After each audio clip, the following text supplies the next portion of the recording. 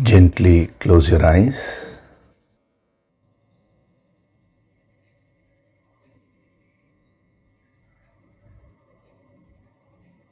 Do deep breathing.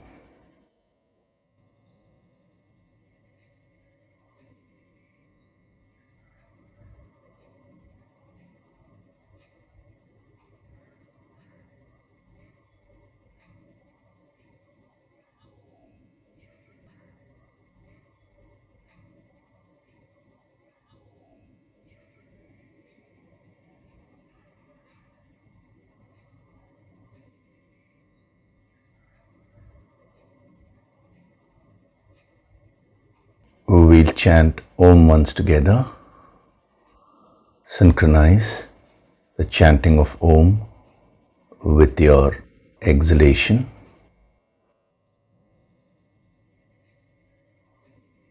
Breathe in.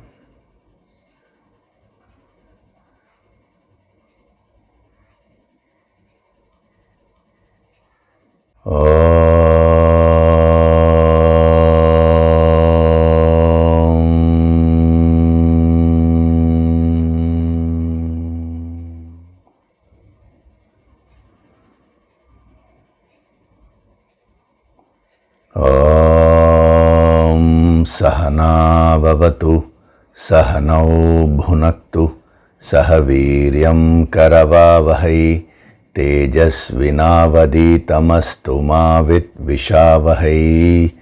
Om Shanti, Shanti, Shanti.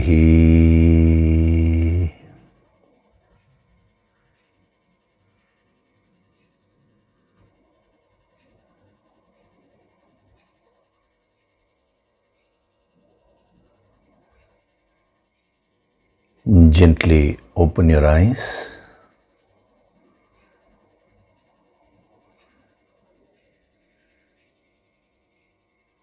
We'll chant from verses 1 to 5 of chapter 3.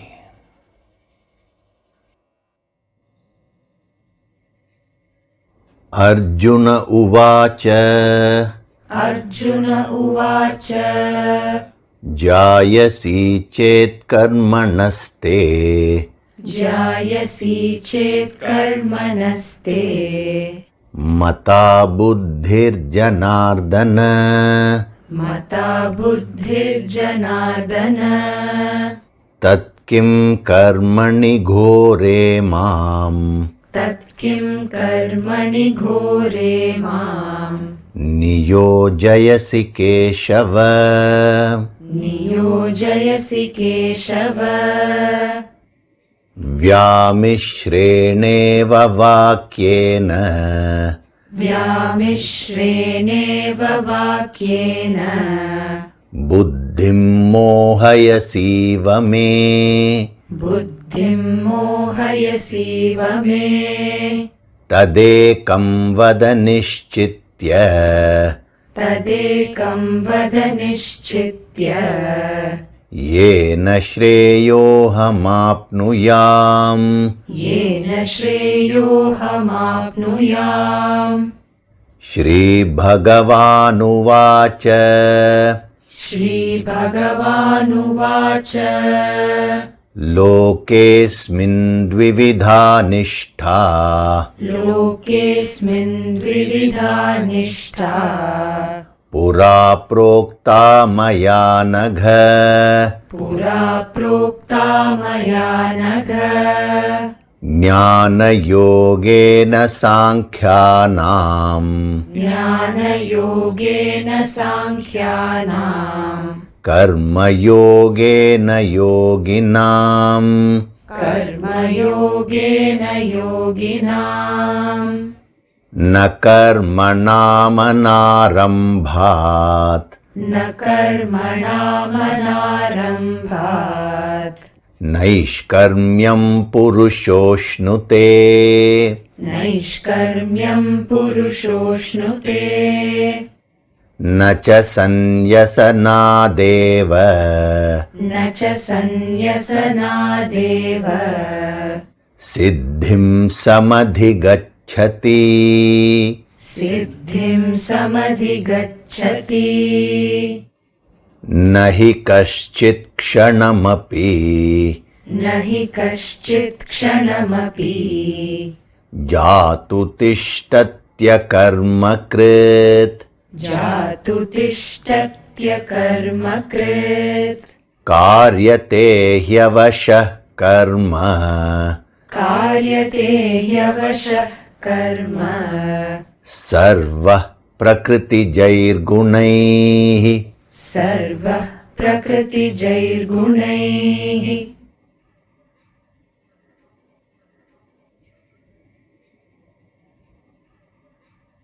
Hari Om, and a very good day to all of you.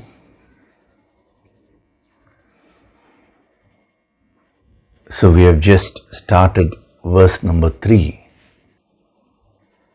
wherein he says, Shri Bhagavan Vacha, means the Supreme Lord said.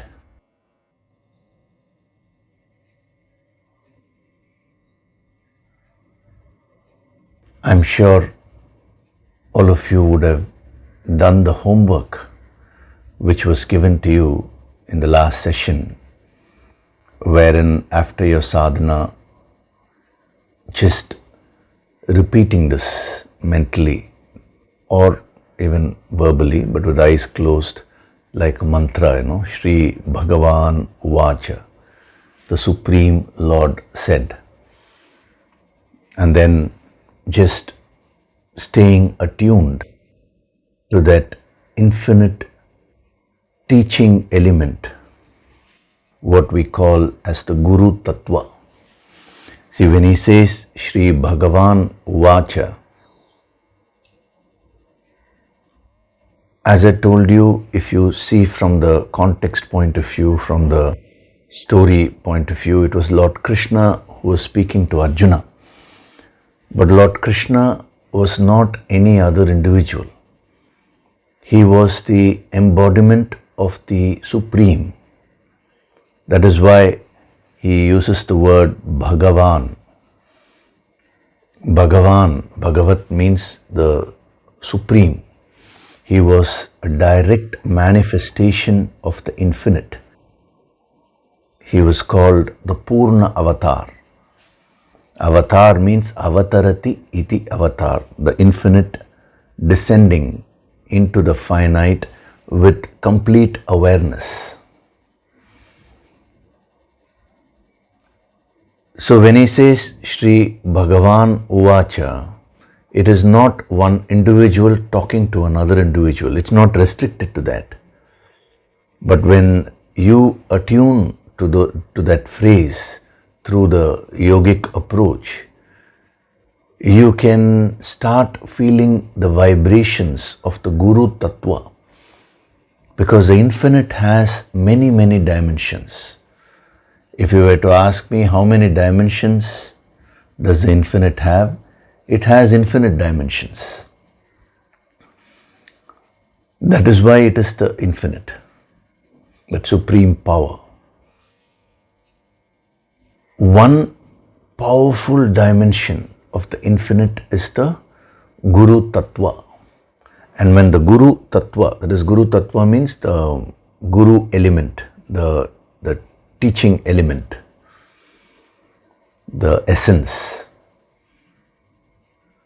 Now when the Guru Tattva manifests in the world, it manifests as the Guru Shakti, the power of the Guru.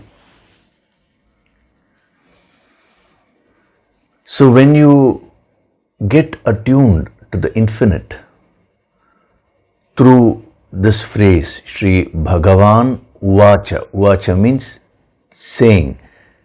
Saying means expressing and teaching, guiding. Now you will get attuned to the Guru Shakti, and through the Guru Shakti you will get attuned to the Guru Tattva, which is the teaching essence.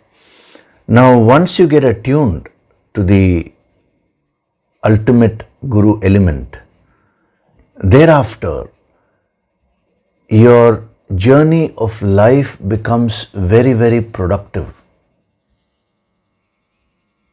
See, when is it that your life becomes meaningful and productive from a spiritual standpoint, from a yogic standpoint? When is it that your life becomes meaningful? You need to know that. See, everyone goes through the various experiences of life. Sometimes you meet with success, sometimes you meet with failure, sometimes there are wonderful experiences, sometimes experiences which are not so pleasurable. Now, when does your life genuinely become meaningful? What these great masters are saying is that when you start learning from every experience, that is when your life becomes truly meaningful. Otherwise, you may acquire anything you want. You may acquire wealth, name, fame, power, position, you may get into various relationships. Whatever it is that you do, whatever it is that you get, there will always be a lacuna, an emptiness. Why? Because as you progress in the world, you are not progressing internally. You are not elevating yourself spiritually. When you learn to function in the world, be successful, and at the same time elevate yourself spiritually, that is when your life becomes purposeful. And how do you elevate yourself spiritually? What is the starting point? The starting point is in getting attuned to the Guru Shakti, and through that to the Guru Tattva, the teaching element, the universal teaching element, the teaching force. And you start learning from every experience of life.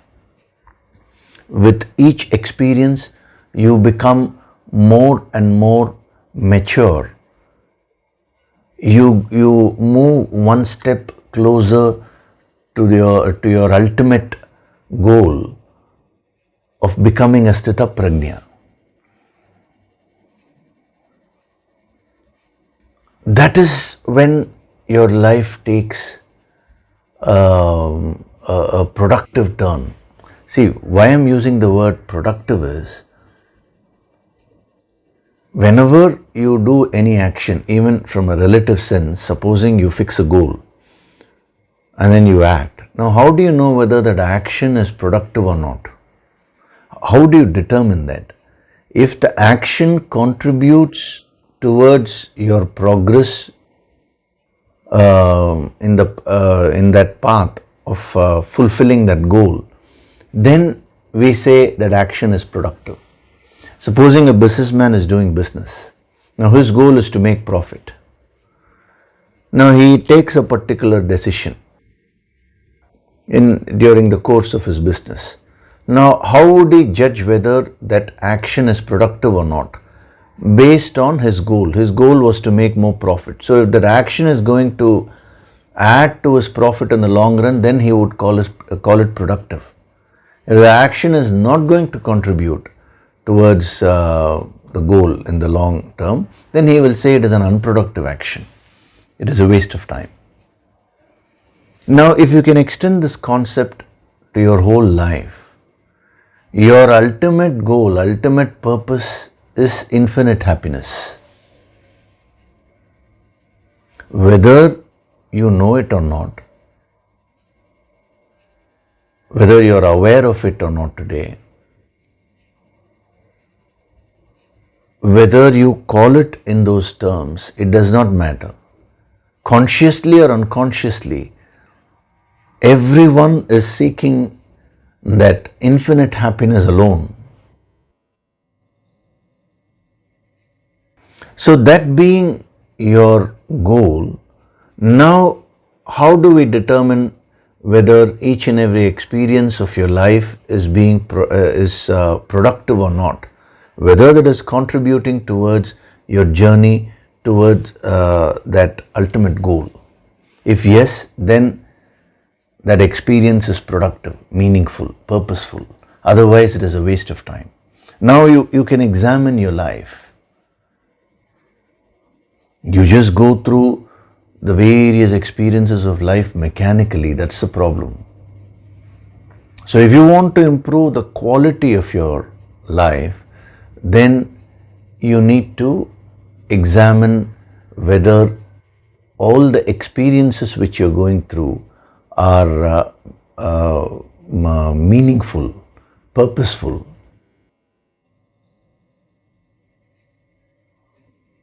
Are you learning the lessons, the higher lessons, and are you purifying yourself as you are experiencing your life? Or are you just merely getting involved in the world and deteriorating further? Are you acquiring a lot of impurity, or are you becoming more and more subtle? That is the question. So when we look at this powerful phrase, Sri Bhagavan Uvacha, it looks like an ordinary phrase if you just read it casually. But if you really go into the depth of it, your entire student element can get awakened. You can become a very powerful sadhak as a Jivatma, as the individual soul. You will start getting attuned to that infinite teaching element, the Guru Shakti and the Guru Tattva. And once you get attuned to that, thereafter when you go through the various ups and downs of life, you will experience the joys and sorrows. It's not that you will escape from life.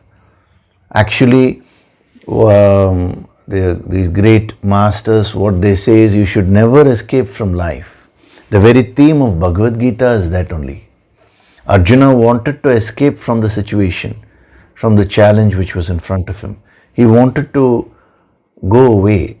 But Krishna is trying to teach him the higher wisdom, wherein he says, no, if you really want to grow, then be here and face this challenge. When is it that a challenge overpowers you? When your mind is weak, that is when any challenge can overpower you. If your mind is very strong, then you will overpower any challenge.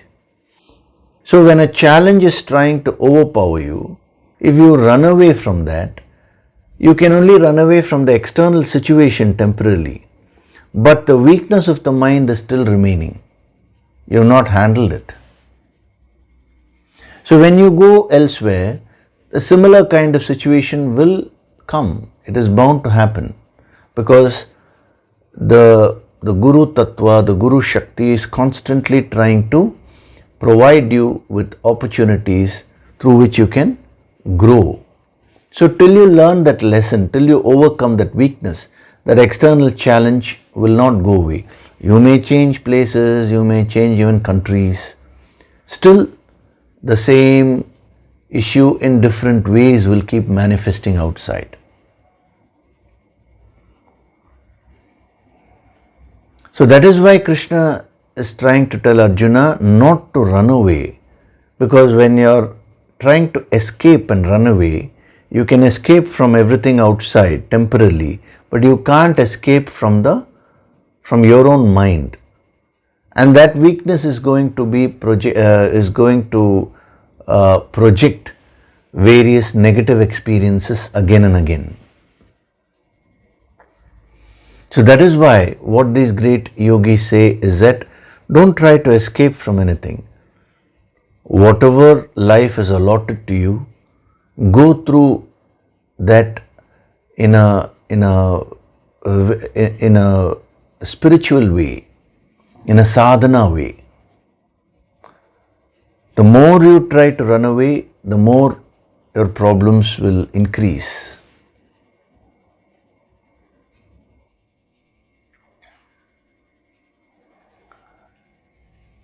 So what is the sadhana way? When you get attuned to the Guru Shakti, and when you start learning the higher principles from each and every experience of your life, then you're going through life in a sadhana way. It is only then you're doing your sadhana in a complete way. See, when the Yoga Sankirtan sadhana every 1 hour, when it has been suggested to you, now that is not the end of sadhana. Okay, I'll do sadhana from this time to this time every day, 1 hour. I'll just sit and do. Rest of the time I'll do what I want. It's not like that.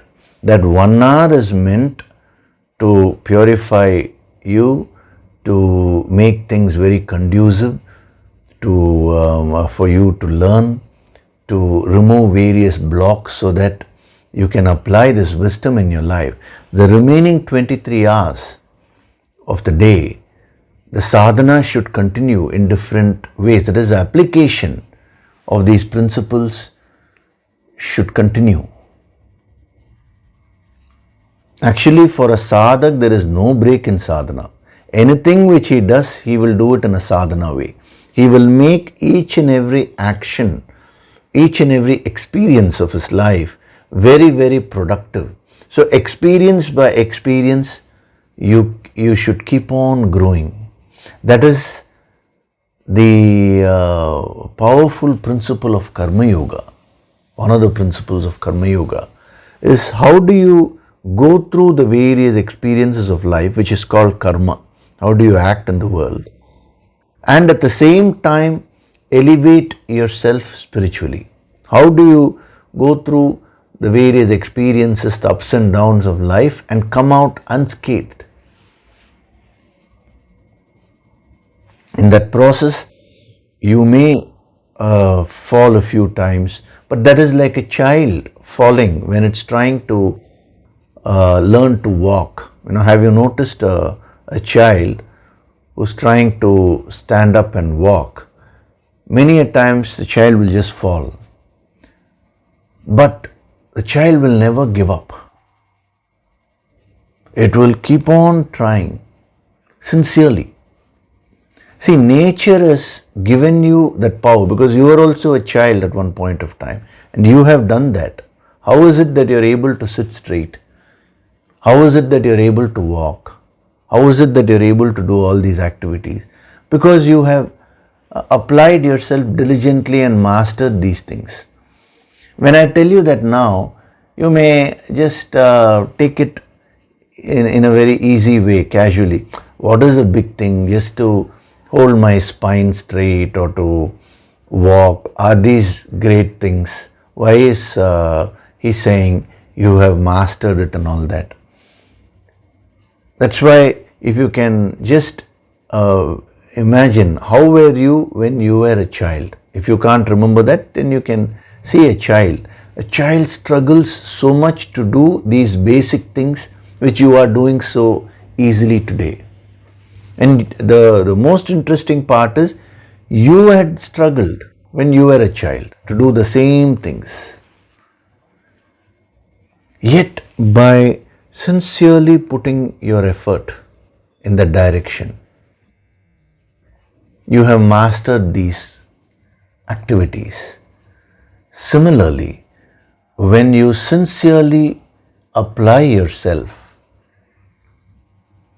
in terms of practicing this higher wisdom in your life, it is a question of time. What is difficult to you today will become very easy later on. See, to keep the mind unaffected and calm is no doubt difficult. But through practice, through sadhana, over a period of time, you will find that it will start becoming easy. A yogi is one who never gives up, like a child. A child never gives up. Child may fall 1,000 times, yet it'll get up and try to walk the 1,001st time. So nature has designed you like that, but yet because of the ego, because of the various other impurities, you are going against nature. So a yogi is one who goes along with nature, with the natural flow. So if you want to become an effective sadhak, then learn to flow with these natural principles. And one of the most basic natural principle is that you have been designed to put in effort, grow and learn. So Shri Bhagavan Uvacha, doing sadhana with that, going into the depth of that, is the process of becoming a very powerful sadhak. You start attuning yourself to the infinite.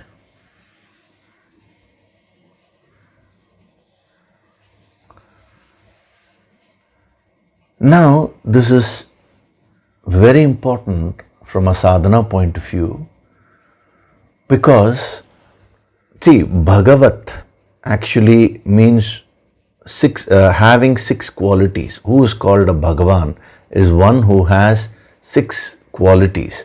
I have mentioned this before also. The first quality which Bhagavan possesses, that is, these 6 qualities define the word Bhagavat, or one who is having that, who is a Bhagavan. That is, first is Aishwaryam. Aishwaryam means power. I'm just briefly covering that, and then I'll tell you the context, how it's going to be very useful to you in your sadhana. So Aishwaryam means power, that internal power, strength, through which you can actually acquire a lot of external power. The second quality is dharma, righteousness. That person will always be righteous. He will always function for loka sangraha. In this chapter, Krishna will be introducing that concept later on. Loka sangraha means for the benefit of the world, for the benefit of one and all. That is dharma. And then yashaha. Yashaha means fame, name and fame. Automatically, since you will be such a person will be so focused on the quality, so that will attract a lot of attention. Attention in the sense, it is called akarshana shakti, the magnetism, personal magnetism, that will be very powerful. Yashaha. And then Shrihi. Shri means wealth. Bhagavan is one who possesses the inner wealth. Shri is another name of goddess Lakshmi. And it is very symbolic. Lord Vishnu was married to goddess Lakshmi. That is why he was called Bhagavan. If Lakshmi is not there, then he is no longer Bhagavan. Vishnu has no power without Lakshmi. The Shakti behind Vishnu is Lakshmi. See how beautiful it is, And then Jnana. Jnanam means knowledge, wisdom, the higher wisdom. One who never ever moves away from that higher wisdom.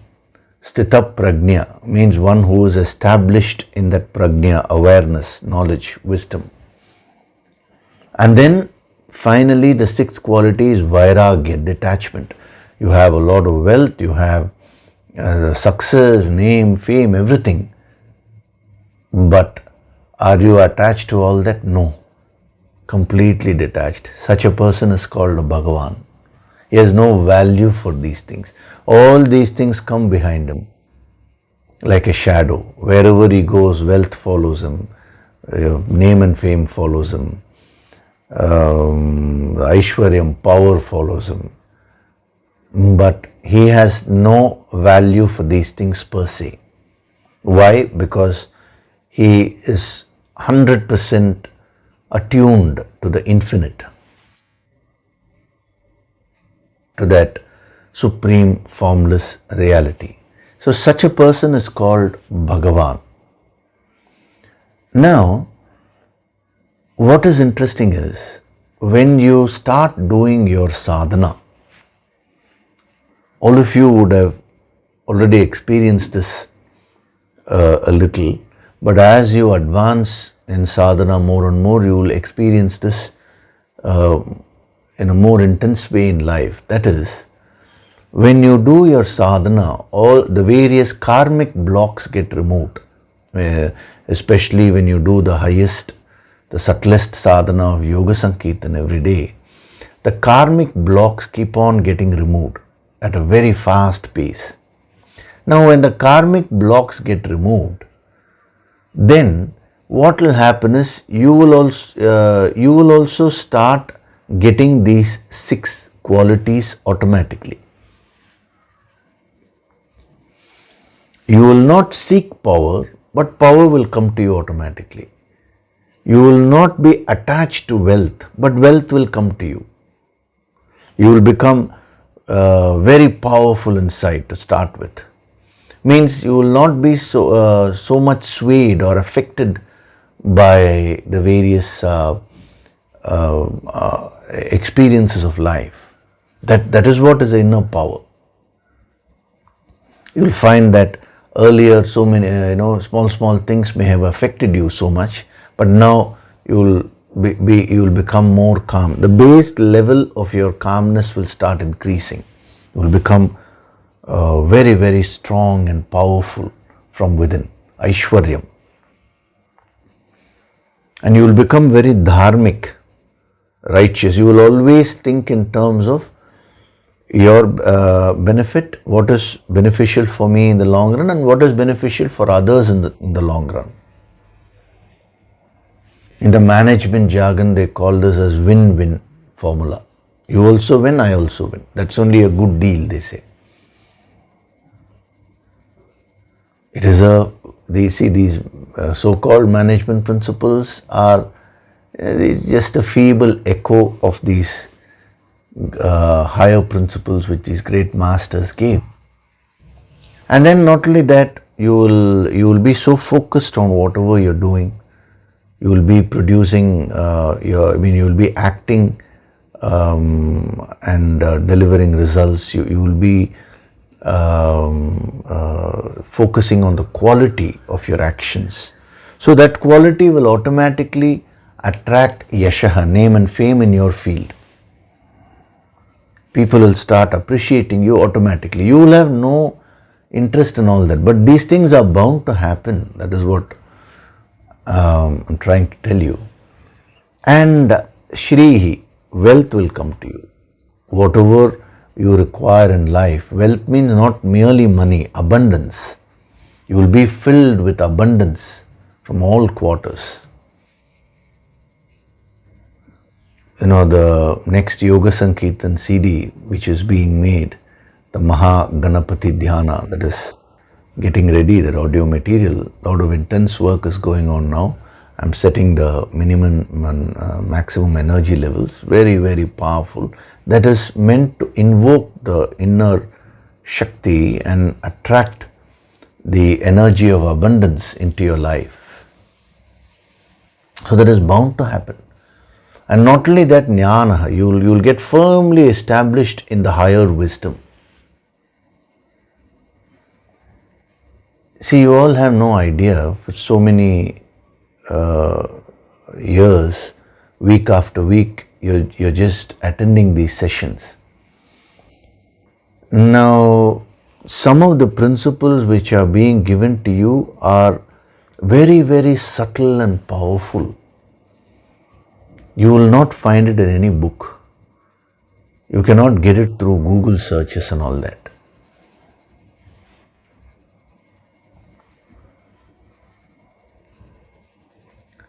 Now, see, sometimes what happens is, since these things are given to you straight away, you may not have so much of value for that. The mind may tend to lose the value. But you will know the value of this only when you are functioning in the world. When you see others who are struggling without clarity, without any awareness of these higher principles, that is when you will begin to understand the value of what you're getting. When as you become equipped with this higher wisdom, it makes you so powerful, and you have so much of clarity. The way you look at life itself, it becomes very deep. That is what is true jnanam. So you will become very knowledgeable, and you will acquire a lot of wisdom. And vairagya, you will be completely detached, because your focus is always on the higher. Now, when you do your sadhana, and as you're doing your sadhana, as you start acquiring these qualities, there is one danger, and that danger is that the ego also is waiting to see whether it can trade on these things. So if you are not careful, any one of these can actually give you ego. It can become an ego boost. Some people get involved with Aishwaryam, power. A little bit of sadhana they do, some power they get, then they get stuck there. Some people get involved with dharma. Dharma means a little bit good they are able to do to others, and then they get stuck there. They become very rigid, Some people get involved in name and fame. Some people get involved with wealth. Some people get involved with the knowledge part, that instead of becoming humble, they become egoistic. I know more than others. They start advising others unnecessarily. Some people get stuck with vairagya, detachment also. See, even detachment, there is a danger there. That the fact that I am detached can boost one's ego. It has happened to many people.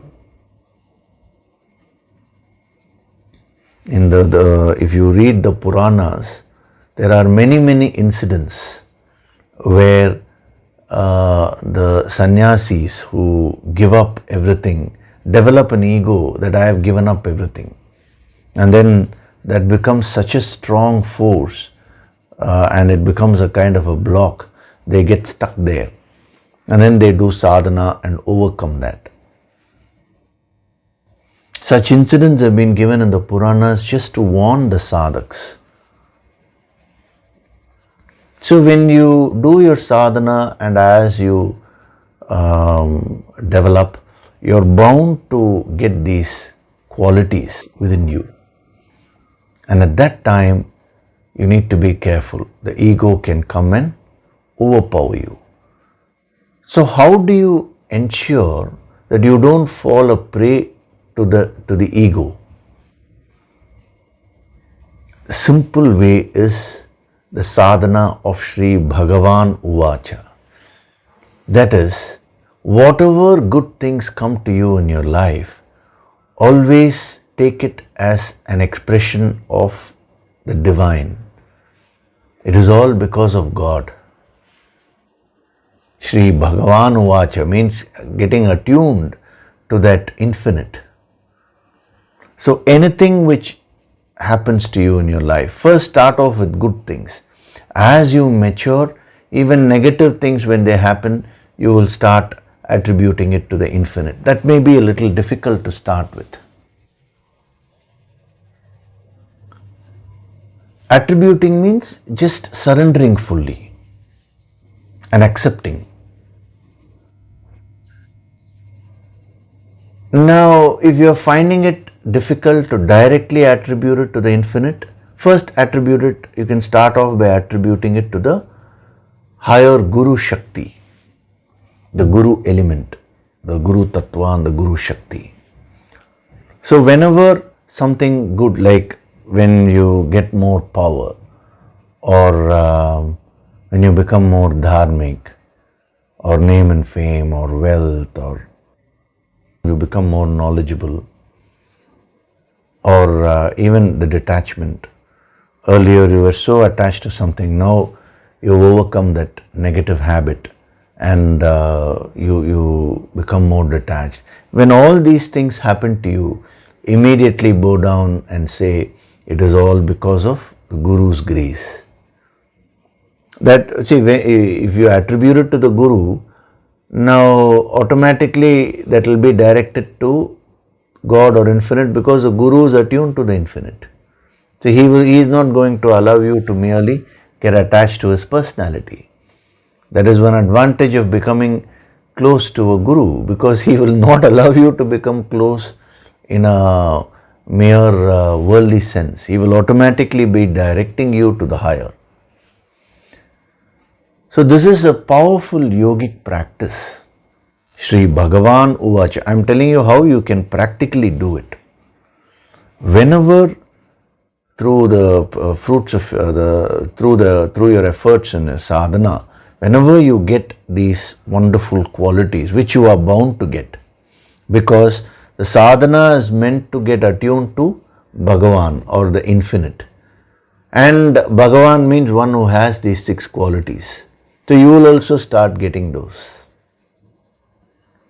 So when you get those, now just attribute everything to the higher. Say it is all the Guru's grace. It's not verbally saying, I'm saying feel it from within. This is what every yogi practices. If you go to the Upanishads, it's very interesting. That in one of the Upanishads, a master gives a very powerful principle. Actually, it is one of the highest truths which he declares, where he talks about the known and the unknown, and he says how the truth is beyond the known and the unknown. It's very, very powerful. And then he says, thus have I heard from my masters. We have just heard from our masters. He doesn't attribute it to himself. See, the person who's giving that kind of wisdom in the Upanishad is not an ordinary person. He is a supreme master, yet he attributes it to his masters. Amazing. It is not false humility. That is a practice which is done by any yogi. And once you keep on practicing something, that becomes your first nature, So a true master is one who never attributes anything to himself personally. If you go and fall at his feet, he will also bow down to you. He will attribute that to the higher only.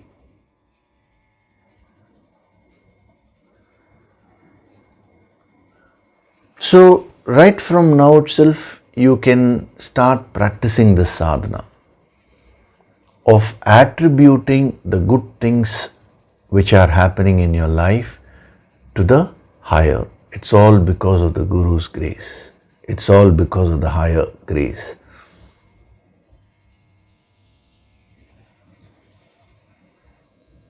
In the Bhagavad Gita, Krishna gives this as a sadhana, powerful sadhana, directly.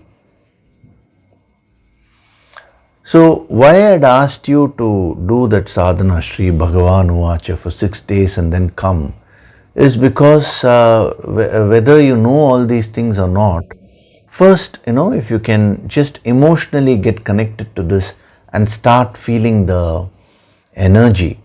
That's why the last week in the meditation session, I had introduced you to this powerful principle, Sri Bhagavan Uvacha. You all must have felt so much of bliss and calmness. Now when you get emotionally connected, and then as you gain the wisdom, you will be able to very easily practice it in your life. The general tendency of the ego is whenever something good happens, you want to take the credit. Actually, whenever something negative happens, you want to put the blame on others.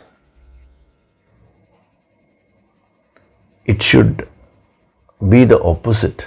Whenever good things happen, always, give the credit to others. When I say others, from a worldly sense, you can say the team. But from a higher sense, it is all because of the Guru's grace. And as you advance, you will understand that Guru is not merely a person, but a force. He represents the infinite reality. So your mind will start moving towards the infinite. This is what Adi Shankaracharya meant by saying Bhaja Govindam, Bhaja Govindam. Bhaja Govindam means worship Govinda, worship that infinite.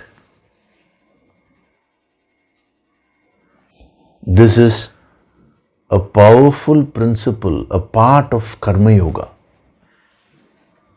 As I told you, right from beginning, I've started giving you small principles of Karma Yoga. So when the direct verses come, we can go into more depth. It will be very easy for you.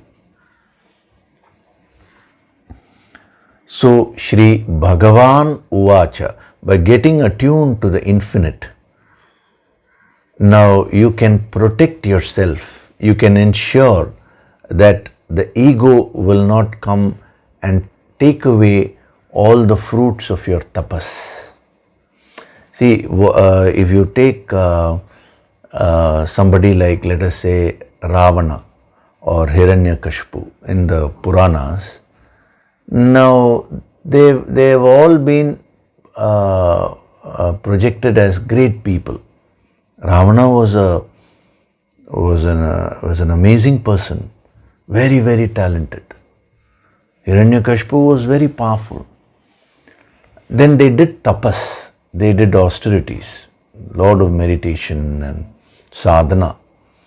And through the sadhana, they acquired a lot of powers.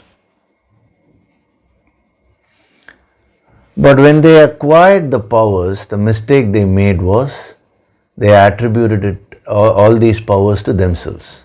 Instead of attributing these powers to God, Sri Bhagavan Vacha, they attributed it to themselves.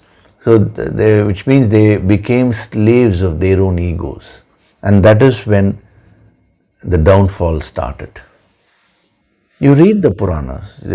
With this wisdom, you'll be able to understand the deeper significance of those incidents, Whatever you have read earlier also, whether it is a Ramayana or Mahabharata, the Vishnu Purana, whatever it is that you have read.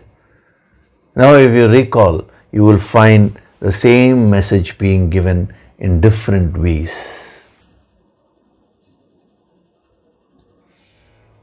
So Hanuman also did a lot of tapas. He was a natural tapasvi, Tapas had become a part of his nature. But then what is the difference between Hanuman and Ravana in the Ramayana? Both were equally powerful. Ravana had ego, whereas Hanuman had no ego. He also acquired all the powers, but he attributed everything to Ram. Ram means the infinite. So he just said Jai Shri Ram and he bowed down. There is an incident where just to show the power of Hanuman to the world, a drama was enacted where there was a fight between Lord Rama and Hanuman. And the story is that Rama sent all his arrows to Hanuman, and Hanuman just folded his palms and said, Jai Shri Ram. And none of the arrows were able to attack Hanuman. His surrender to the infinite, his surrender to Ram was more powerful than Lord Rama himself. That is how they have given the principle so powerfully, So Shri Bhagavan Uvacha, don't stop with merely saying Lord Krishna spoke to Arjuna. No. Go deeper. Let the infinite divine grace fall upon you. It is already there. The very breathing mechanism which has been given to you is the greatest blessing. Every time you breathe, you can feel the divine grace. The fact that you are watching this, it's a grace. Everything, whether it's seeing or hearing or smelling or tasting or touching or, whatever it is that is happening, it is all the act of the divine. The story of divinity will start unfolding to you in every experience. As in the Upanishad it is said, Sukshmat Sukshmataram. The subtlest, subtler than the subtlest. Means if you go to the whole cosmos, Sarvatra is present everywhere. Sarvavyapi means present everywhere. And if you go deep, deep within you, each and every cell of yours, first the physical body, Sukshmat Sukshmataram, subtler than the subtlest. The same infinite power is there. And you go deeper and deeper and deeper into your pranic body. It is an expression of the divine. You go further deep, all your emotions, thoughts, everything is nothing but an expression of that one supreme reality. Shri Bhagavan Uvacha. That supreme infinite reality is speaking to you 24 hours a day, 365 days a year. Every second, every moment, that divine principle is speaking to you.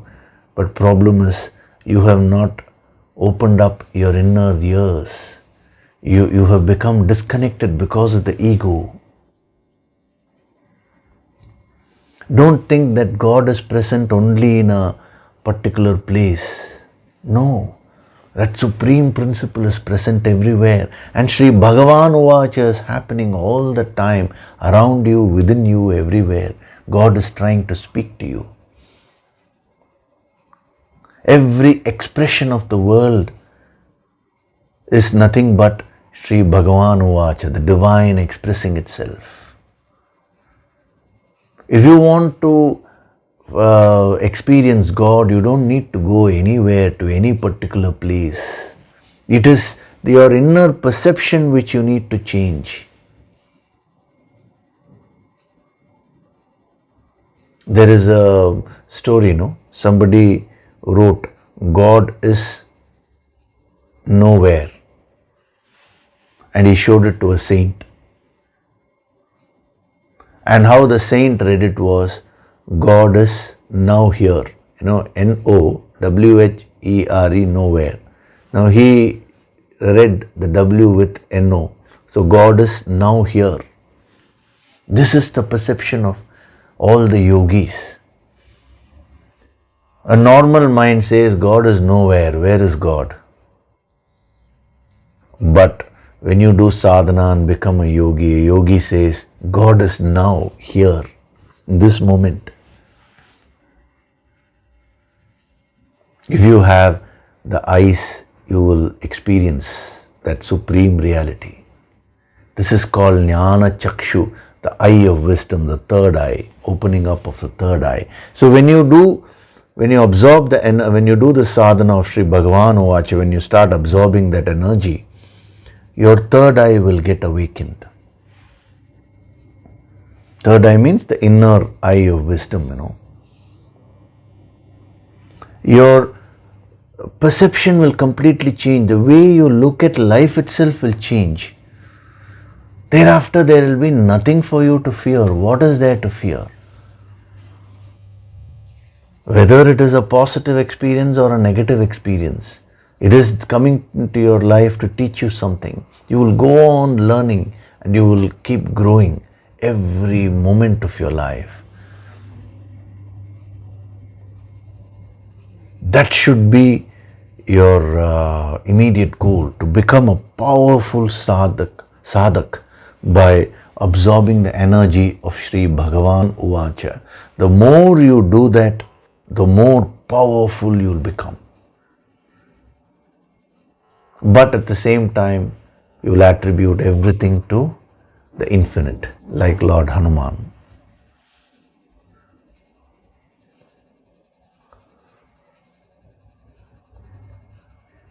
So, Sri Bhagavan Uvacha means, from a yogic perspective, get attuned to the infinite within. Now, we'll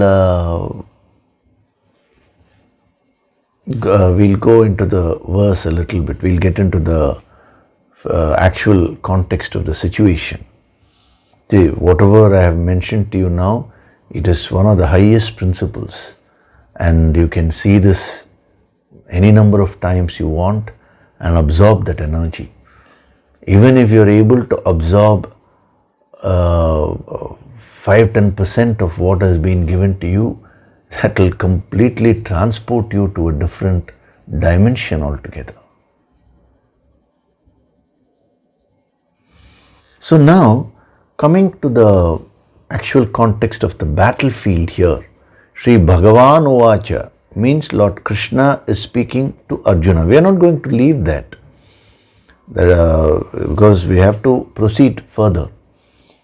Now, what is interesting is, in the previous two verses we saw how Arjuna was asking that question to Krishna, and there was an undercurrent. He was judging Krishna a little bit. He had his doubts. Are you a killer or are you a protector? And why are you confusing? So all these things Arjuna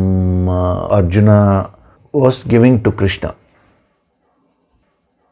Kind of accusations. He didn't accuse Krishna directly, but here and there in his statements, we could see that.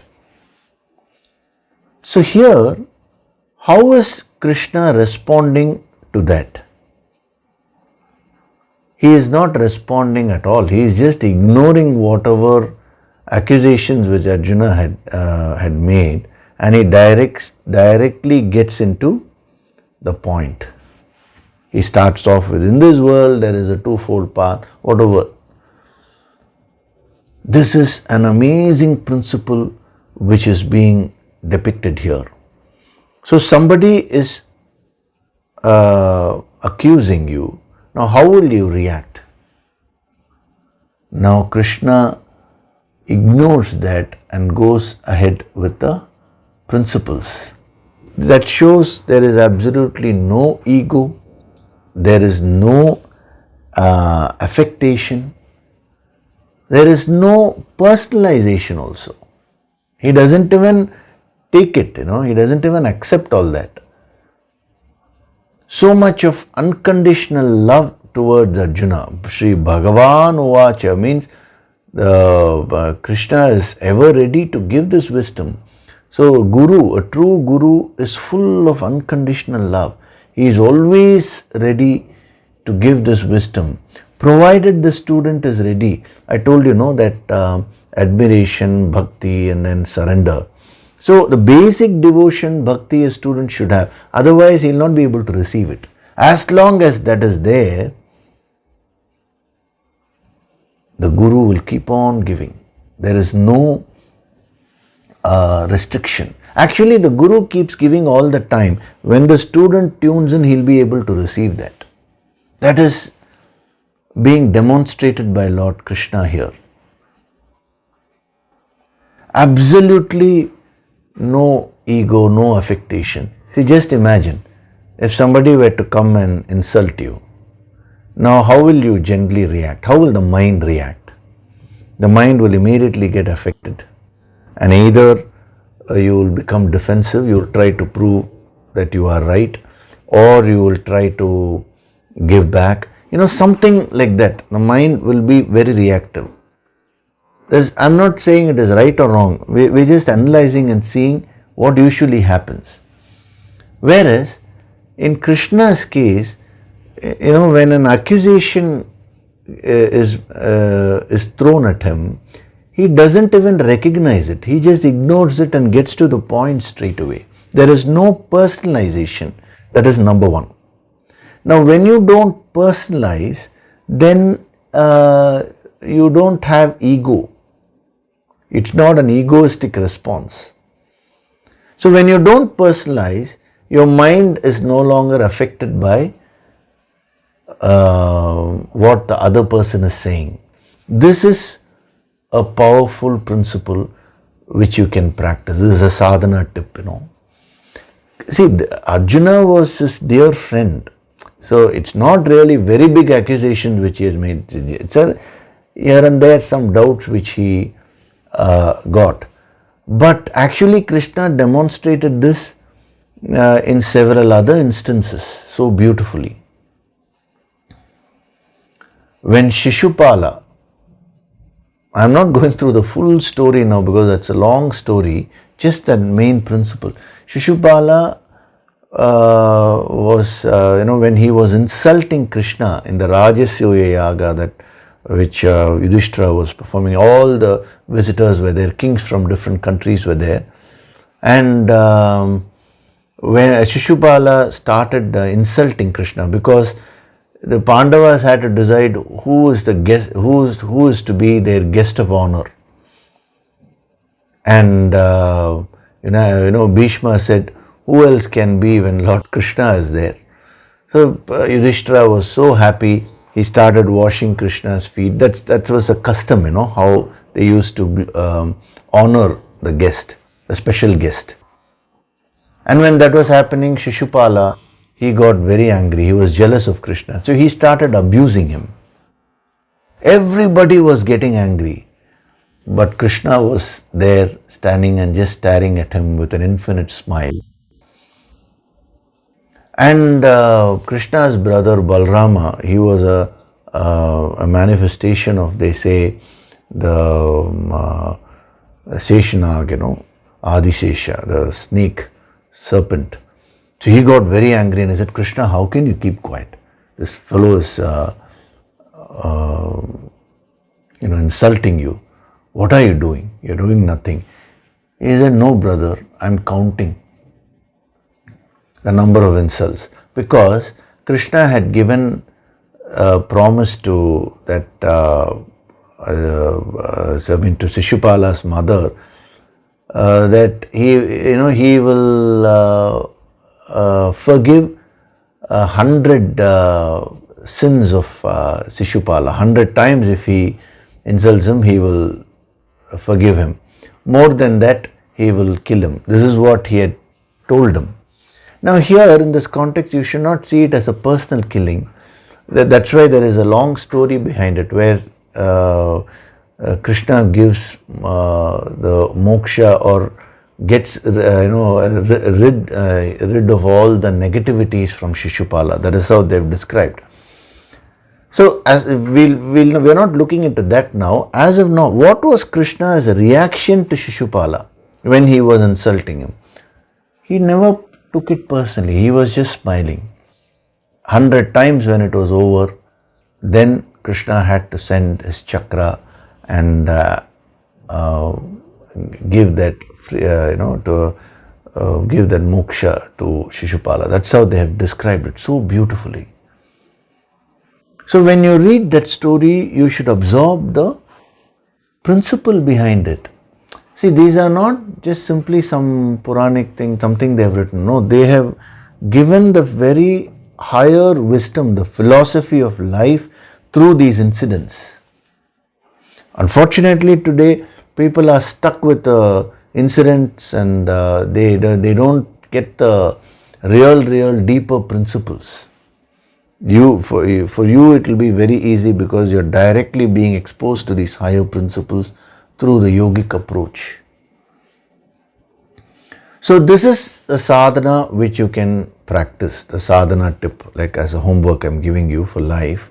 That is, whenever you face any a challenge, it could be somebody is insulting you or someone is putting you down, whatever it is, how do you remain unaffected?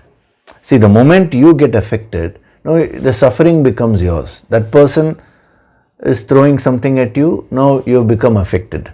And when you get agitated, it is your mind which is getting stressed. The best punishment, if at all, you can give to a person who is insulting you is by being not affected. The moment your mind is calm, then the very purpose for which that person insulted you goes waste, So how do you remain unaffected? By not personalizing it. When your ego is also strong, you will personalize it. The moment you personalize it, you will get affected. I told you, Shri Bhagavan Uvacha means attributing everything to the divine. So if somebody comes and insults you, attribute it to the infinite. The moment you get involved there, then you will lose your peace of mind. Again, don't confuse this with external action. Whatever corrective measures you need to take, you can take. But that should not be a reactive one. If you are highly affected and you're losing your sleep because of that, then your capacity to handle that situation also will become very less. If it is required, you may be stern with that person. You may tell that person, listen, if you want the relationship to continue, there should be a give and take of respect. All these things are fine. But internally, don't be affected at all. How do you achieve that? By not personalizing. It is a very subtle sadhana which is being given to you, a subtle principle. Think about that. Because so many questions will come up in your mind. I want all those questions to come up. Then only, as we go along, you'll absorb the wisdom more deeply. So how not to personalize? What it means by personalization? Everything, these questions will come to you and you will get your answers. The more you personalize things in life, that is, personalize means you become very highly sensitive. The more stressed you will be. The more you act in an objective way, then you will not be so sensitive. You will not react in a sensitive way. Instead, there will be no accumulation of stress within your system. You will be very, very calm and peaceful. Whatever response has to be given in that situation, you will do it calmly. That has been so beautifully demonstrated by Krishna when he says, Shri Bhagavan Uvacha Lokesmin Vividha Nishta. He never said, Arjuna, what is this? Why are you saying like this? Don't you know that I am not a killer? My intentions are like this. He didn't even try to prove anything to Arjuna. See, whenever you are trying to prove something to someone, it means you are feeling insecure from within. You are not sure about yourself. So you want others to come and appreciate you. You want their approval. A yogi is one who is so secure from within. He is so happy, and he focuses on the quality of, on giving the best quality when he is acting. So there is nothing for him to prove to others. The tendency to want want to prove to others is a manifestation of the insecurity which you feel from within. So this sadhana of not personalizing things is a very, very powerful sadhana. Think about it this week. See where, in what experiences you're personalizing things and getting affected. And there you start practicing this sadhana of not personalizing. It's not a very easy thing to do. Just make a start. As we go along, when the context comes, I'll be giving more and more principles regarding that. It'll help you. But if you're able to master that, then you can remain unaffected when you function in this world, especially in relationships. See, how is it that Krishna is able to give that unconditional love to Arjuna? That was his response. How is it? Because his mind is not reacting negatively. The moment your mind reacts negatively, then your response also will be negative. You will have no choice as to how you can respond. So this was so beautifully covered in that episode, when the gods and demons were churning the ocean, when the deadly poison of Kalakuta came out. Lord Shiva drank that poison, and Parvati arrested that poison here. That's a Neelakanta, he became the blue neck. There is very deep significance, but one of the points there is that is how a master is. See, whatever poison this world has to give, he takes it. And then what did Lord Shiva give to the world? Nothing but his blessings. Unconditional love, always radiating the healing energy of unconditional love to one and all. It's a very, very powerful principle. Not so easy to practice. That also I am mentioning. To take in all the poison, and this is alchemy, and convert it into unconditional love and give it back. It's a very, very powerful sadhana, but extremely difficult. But you will have to make a start somewhere. So the key there is not to personalize, not to take it personally. That person may be attacking you personally, but if you manage to practice this where you don't take it personally, then you will not be affected. You think about this point. We will continue next week. We'll go further into this verse and get all the powerful messages. Very, very powerful messages are there in this verse, and some very interesting principles also which Krishna is giving. This is a kind of a base for the entire wisdom of Karma Yoga which he's going to give in this chapter, because here it's a kind of an introduction and a summary, we can say. A gist he gives here, and then he will further expand, and he's going to give all the dimensions of Karma Yoga. He's not leaving anything in this chapter. It is amazing.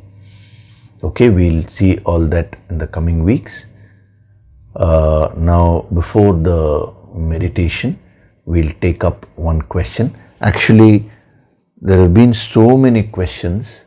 Last few weeks I have not been taking up the questions, but many of them I have answered during the discourse. But certain things, certain personal questions, I will start taking them up. See, the flow of this chapter is so powerful that sometimes you may have to wait. Even though you may ask a question, you may not get the answer immediately, because if you actually absorb this flow, your problem will get solved. So when it is like that, I just continue with the flow. Sometimes we may have to pause and I may answer your question in a specific way, either after reading it or even during the discourse. So as far as you're concerned, don't become impatient. Just go with the flow which the master is setting. Every week, if you just simply keep attending these sessions, the entire wisdom will be gained by you. Okay. So this question has been asked by Ashish Garg. He says, Dear Yogishri, Hari Om, I have been practicing Yoga Sankirtan for almost a year now. As you always say, everyday experience is very different. I am into IT management job and responsible for customer projects. There is always pressure of timelines and people management. During morning Yoga Sankirtan practice, most of the time, thoughts are around office related work only. Those 45 minutes are like I'm working for office only.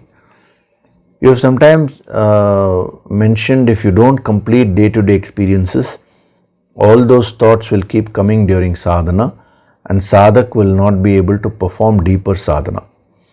I am not able to identify if my functioning in office is right or not.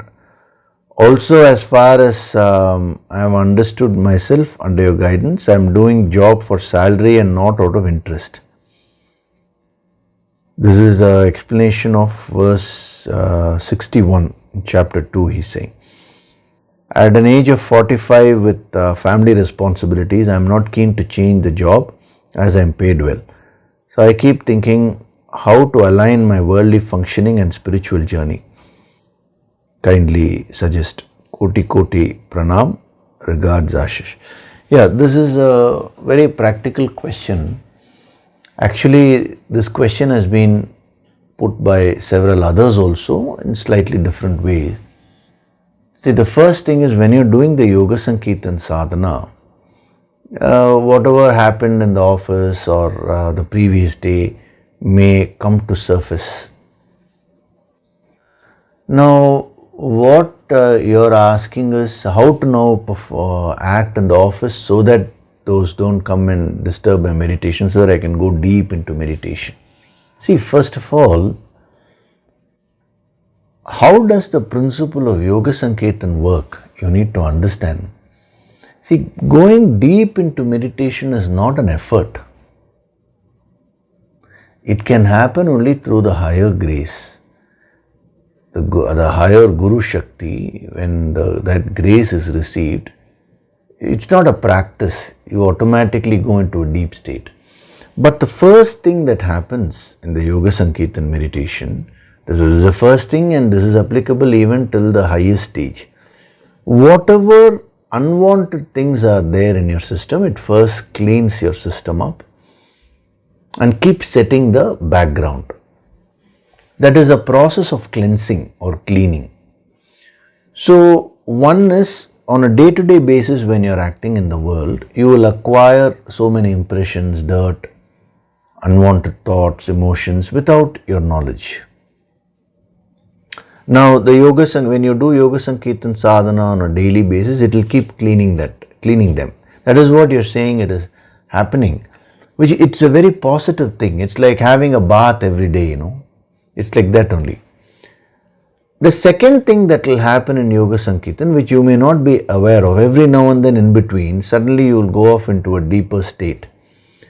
At that time, the energy will flow deep within you and it will slowly do the same cleansing process at a deeper level. Whatever impressions you may have accumulated in the past, right from early childhood, from past births also, it is a gradual process of cleansing.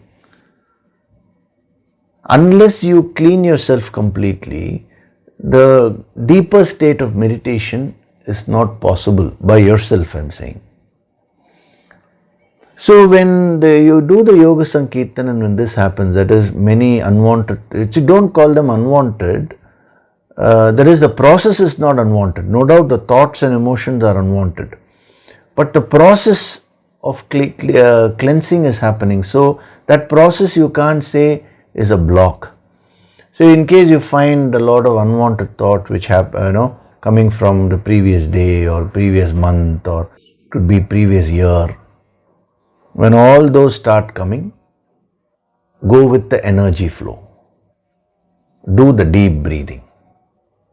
Nothing wrong with that. Now you don't need to think so much as to know how to act in office so that those thoughts don't come. That is the very Karma Yoga which you're going to learn. Slowly, as you keep doing your sadhana, as you keep applying these principles, you'll learn that technique practically as to how to function in the world without acquiring more impressions. It's not a one day thing. So there are no special techniques like that. As we go along in the Karma Yoga, that's exactly what he's going to tell you in this whole chapter. So whatever principles you're gaining here, just start putting them to practice. You will find good results. So the important thing here is don't become result oriented. 1 year you have done the sadhana. This sadhana is for lifetime, and it's not just for this life. Many lives you have accumulated, the baggage. So better not to become result oriented and fix some time and say within this time I want this to happen. In spirituality it doesn't work like that. So this is on one hand.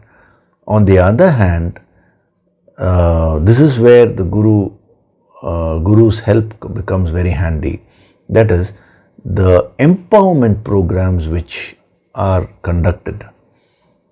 In those empowerment programs, the transference of energy takes place, and that higher energy can remove a big chunk of all your impressions. Even one session in an empowerment program is very powerful. And especially when we have these 5-day, 6-day Yoga Sankirtan empowerments every year, and then right now we are doing the 22-day format, Those are all very powerful sessions where the external help is given. Your base level of spirituality will be increased. So this combination, daily sadhana, you keep cleaning yourself, purifying. Don't worry if you're unable to penetrate very deep. Do to your capacity. That will keep you going. And then when the empowerment program happens and when you attend that with all sincerity, when you receive that healing, what will happen is the energy will flow and clean up a lot of dirt from deep levels. And then after the empowerment program, when you do your sadhana, you will find that your depth would have increased. But at that level, again the same issues will be there. Don't worry. Keep doing the sadhana. Whenever you're graced with the next empowerment, make use of that. So that combination will help you to get completely transformed from within. Okay? So this is also a message to many other sadhaks who are having similar questions in different ways. You've asked me. Some people have not asked me, but it is there in your minds. So this is the answer to that. The whole process in the spiritual sadhana is nothing but cleansing, deep cleansing. So first layer, the cleansing will happen, then only the second layer, then the third layer. That is how it goes, very gradually. You can't have shortcuts in this. Okay? So now we'll do the Nididhyasana. Again, Sri Bhagavan Uvacha. I will continue with that. That will infuse you with a lot of energy, and whatever principles were given, we'll install them in your deeper minds so that you can practice them in your life. Okay? Gently close your eyes.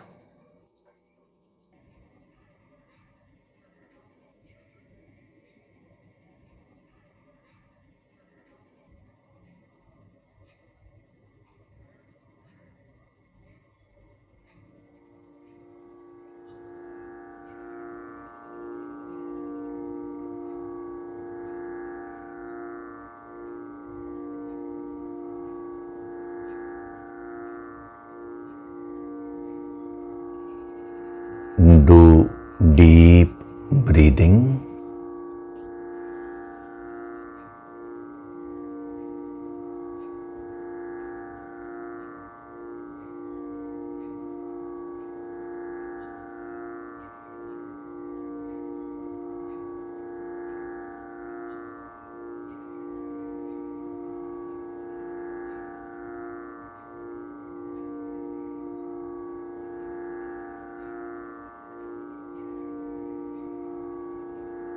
Feel the divine vibrations.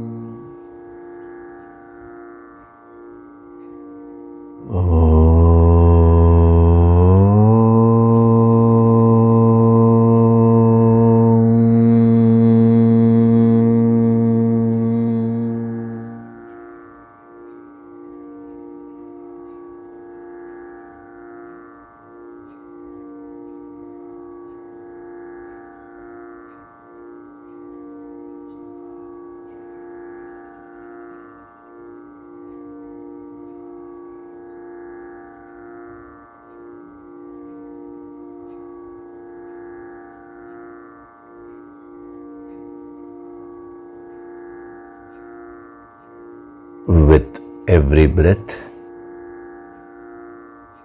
I'm going deeper and deeper into myself.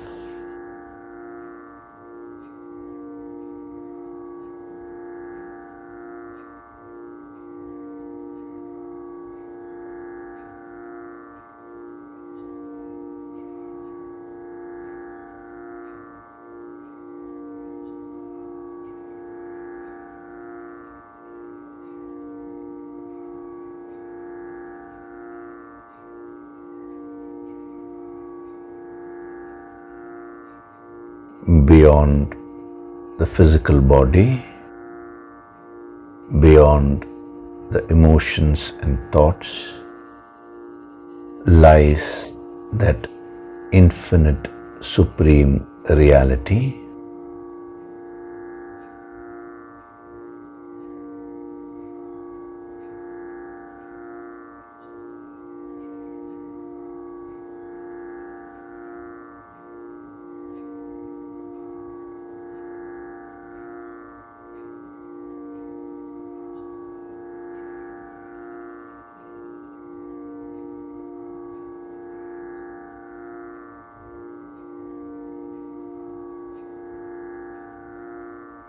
I bow down to the Guru Tattva, the teaching element,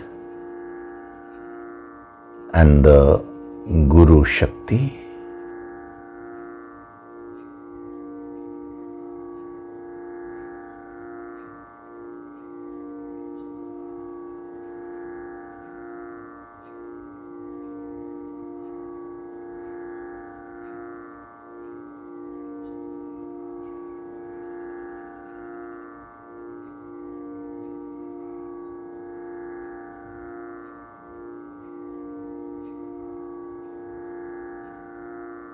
Shri Bhagavan Uvacha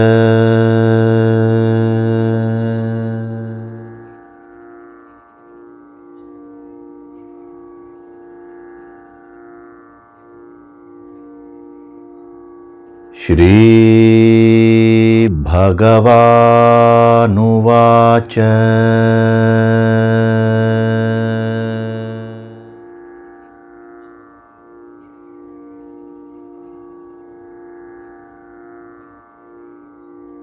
Shri Bhagavan Uvacha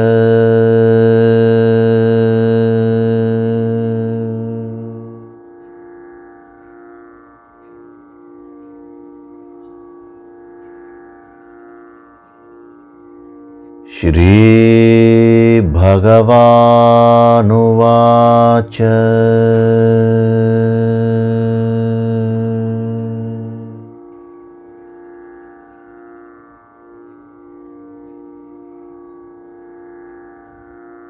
Shri Bhagavan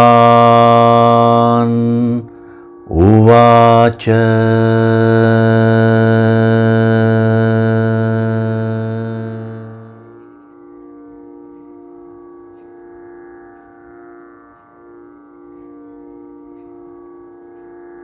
I attune myself to that infinite power.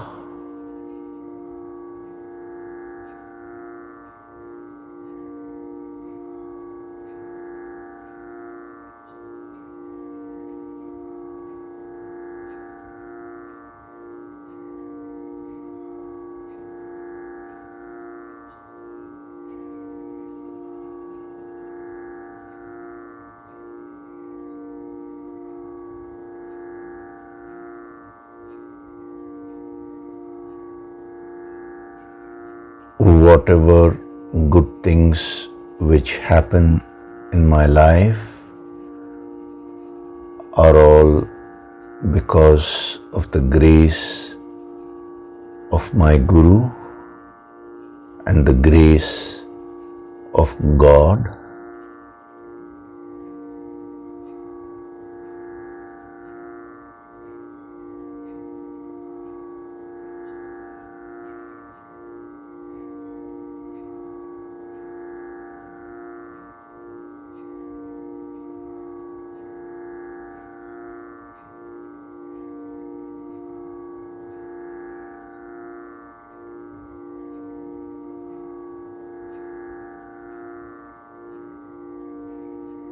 From this moment onwards,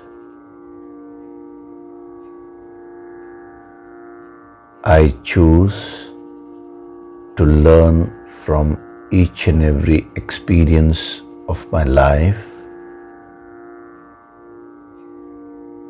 and keep moving towards the ultimate goal of becoming a Sthita Prajna.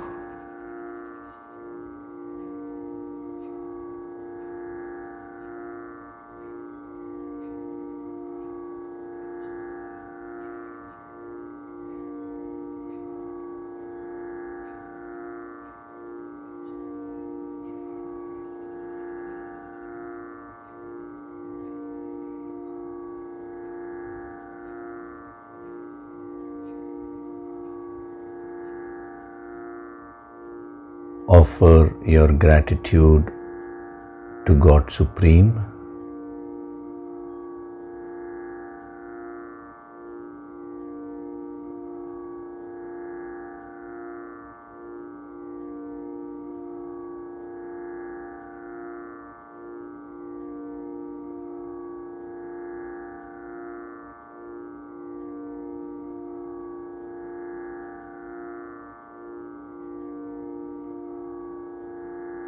Offer your gratitude to your Guru and all the holy masters.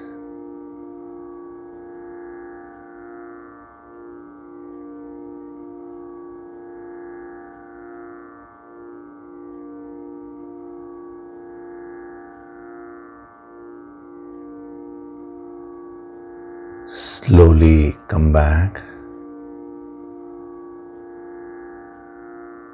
Wriggle your fingers, your toes. Rub your palms together to create a warmth.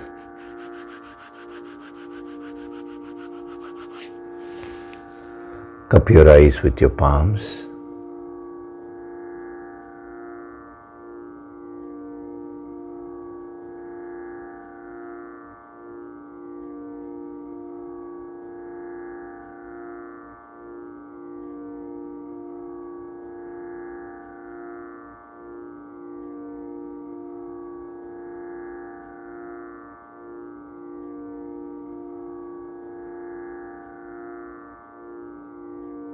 Gently rub your eyes, cheeks, forehead, top of the head, back of the head and neck. Slowly open your eyes.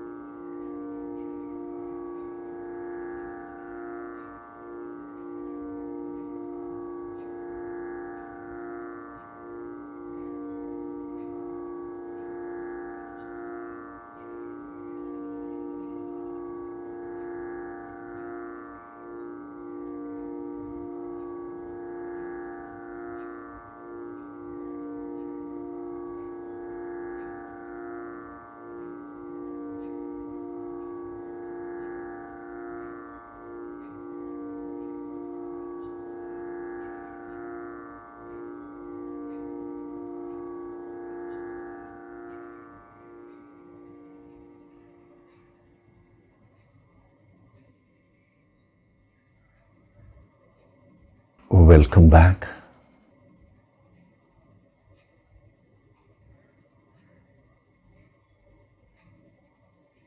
It was a very deep and inspiring session. Yes, when we get attuned to the infinite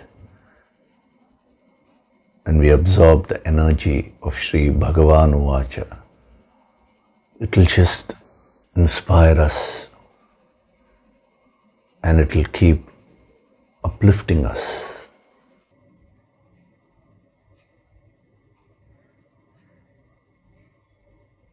We are very fortunate indeed that God has given us the opportunity. We are all exposed to this yogic approach. It is that infinite grace which is flowing into our lives.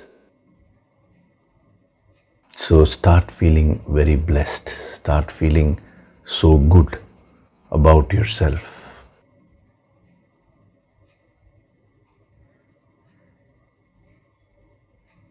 Okay? So as far as the 22-day empowerment in the end of November and December, which we are going to do